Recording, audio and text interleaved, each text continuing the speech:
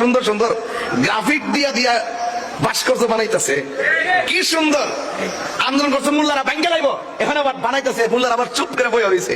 এরা যে কত প্রকারের বাটফার। এরা কিন্তু আবার 4-5টা গ্রুপ আছে।